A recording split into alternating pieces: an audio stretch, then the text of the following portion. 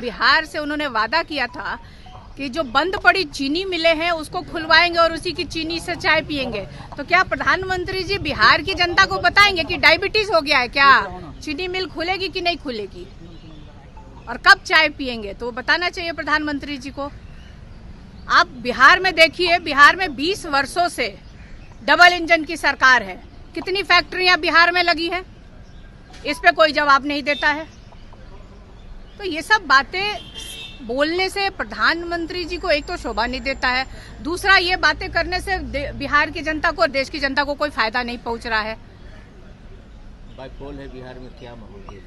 देखिए, सबको पता है कि देश में अलग अलग राज्यों में अभी सब जगह बाइपोल चल रहे हैं और सभी दल के नेता यही कह रहे होंगे कि हम लोग अच्छा कर रहे हैं, हम सारी सीटें जीतेंगे। लेकिन सिर्फ हम कहने के लिए नहीं कह रहे हैं, हम कह रहे हैं कि हम लोग जनता के मुद्दों को लेकर के जनता के बीच जा रहे हैं।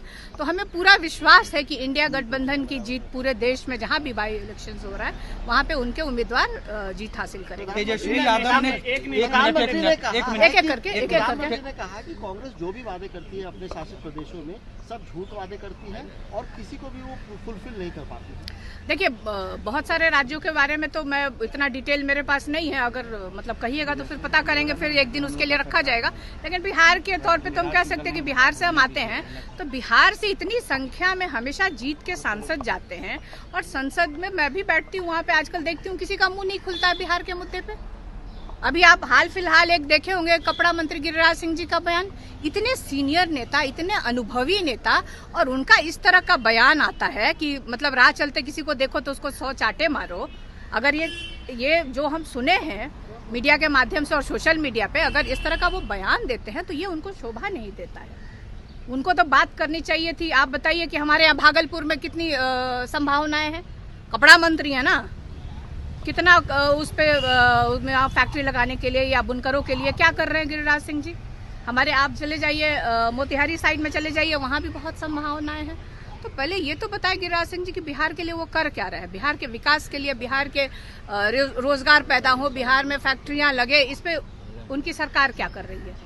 झारखंड में सावंत ने जिस तरह से साइना एनसी के लिए शब्दों का इस्तेमाल किया, आप भी एक महिला एमपी है, कैसे देखती हैं? देखिए, बयान ना मैंने सुना है ना कुछ है, लेकिन आपके माध्यम से ये मुझे आ रहा है कि किसी भी, मैं बार बार पहले भी मैंने कहा था, आप इस तरह का जो आता है तो हम लोग यही कहते हैं कि देश की किसी भी दल की महिला हो, किसी वर्ग की हो, किसी समाज की हो, उनके प्रति अपशब्दों का प्रयोग नहीं होना चाहिए, उनके साथ गलत व्यवहार नहीं होना चाहिए।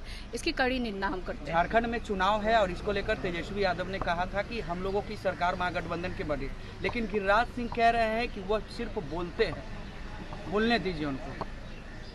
मैं कह रही हूँ तो क्या प्रधानमंत्री नहीं चाहते हैं? प्रधानमंत्री भाषण में जाते हैं तो क्या बोलते हैं कि हम नहीं जीत रहे हैं, राष्ट्रीय जनता दल जीत रहा है। हर एक दल के नेता अपने जो उम्मीदवार होते हैं उनके बारे में बताते हैं, वो क्या काम करने वाले हैं जनता के लिए वो बताते हैं। और चुनाव में तो जनता मालिक होती है, जनता को सोच विचार करना होगा कि एक तरफ जो प्रधानमंत्री जो 15 वर्षों से जो उन्होंने 10 वर्ष देख लिए, ये तीसरा टर्म उनका 15वां वर्ष चल रहा है, तो जो वादे किए थे उसमें से कितने वादे उन्होंने पूरे किए।